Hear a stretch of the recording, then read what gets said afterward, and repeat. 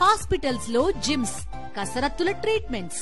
పూర్తి వివరాలకు చదవండి రేపటి సాక్షి దినపత్రిక.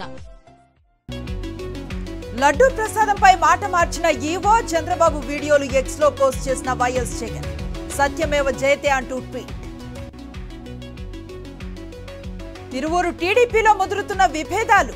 రేపు ర్యాలీకి ఎమ్మెల్యే కొలికపూడి పిలుపు. నిరసన విరమించుకోవాలని అధిష్టానం ఆదేశం. హామీలు అమలు చేయకుండా దేవుడిని అడ్డు పెట్టుకుని రాజకీయాలు చేస్తున్నారు. 100 రోజులుగా కూటమి ప్రభుత్వం ప్రజలకు ఏమీ చేయలేదన్న మాజీ మంత్రి గుడివాడ.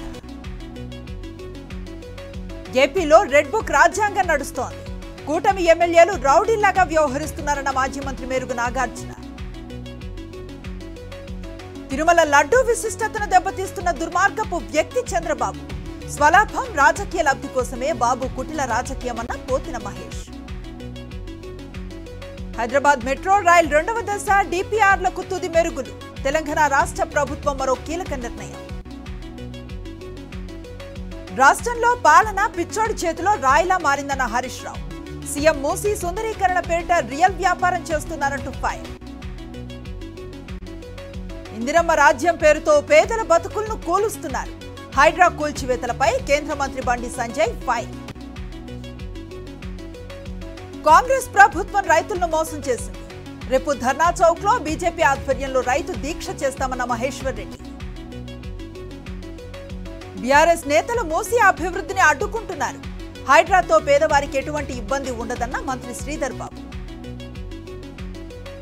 సికింద్రాబాద్ కంటోన్మెంట్ లో రోడ్డు విస్తరణకు వ్యతిరేకంగా పోరాటానికి సిద్ధమవుతున్న జేఏసీ. 200 ఫీట్ల రోడ్లు బదులుగా 100 ఫీట్లకు కుదించాలని బాధితుల డిమాండ్. మహబూబాబాద్ జిల్లా చిన్నగూడూరులో ఇసుక అక్రమ రవాణా. అధికారులు పట్టించుకోలేదని స్థానికుల ఆగ్రహం. భూపాల్పల్లి జిల్లా వెంకటాపురం మండలం అప్పలవారి వీధిలో తాగునీటి సమస్య. అధికారులకు తెలిసినా పట్టించుకోలేదని స్థానికుల ఆవేదన. సూర్యాపేట జిల్లా మోతే మండలం రావిపహాడ్లో రైతుల ఆందోళన. ఇంథనాల్ పరిశ్రమ పనులు నిలిపివేయాలని డిమాండ్. అన్నమయ్య జిల్లా రాజంపేట పట్టణ కేంద్రంలో చోరీ. ఓ ఇంటిలో 70 గ్రాముల బంగారాన్ని ఎత్తుకువెళ్లిన దొంగలు. 114వ మన్ కీ బాత్ లో ప్రధాని మోదీ ప్రసంగం. 10 ఏళ్లు పూర్తి చేసుకున్న మైలు రాయి అంటూ భావోద్వేగం. స్వచ్ఛ భారత్ మహాత్ముడికి ప్రధాని సముచిత నివాళులు. కాంగ్రెస్ సభల్లో పాకిస్తాన్ అనుకూల నినాదాలు పెరుగుతున్నాయి. హర్యానా ఎన్నికల ప్రచారంలో అమిత్ షా విమర్శలు.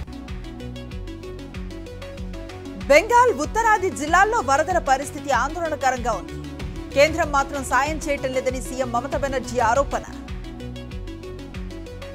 జమ్మూ కశ్మీర్ కాంగ్రెస్ ఎన్నికల ప్రచారంలో అనూహ్య ఘటన. వేదికపై ప్రసంగిస్తూ అస్వస్థతకు గురైన మల్లికార్జున ఖర్గే. తమిళనాడు కేబినెట్ పునర్వ్యవస్థీకరణ. మంత్రులుగా 4 ఎమ్మెల్యేల ప్రమాణ స్వీకారం.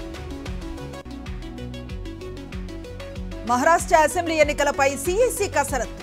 నవంబర్ 26 లోపు పూర్తి చేసేందుకు యోచన. దీపావళి ఛట్ పూజల నేపథ్యంలో షెడ్యూల్ కోరిన పార్టీ.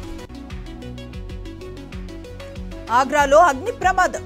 మసాలా ఫ్యాక్టరీలో భారీగా చెలరేగిన మంటలు.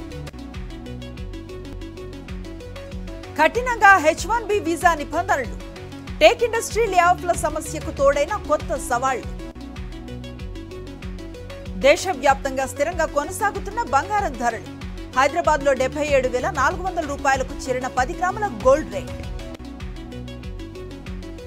సినీ నటుడు రామ్ చరణ్ కు అరుదైన గౌరవం.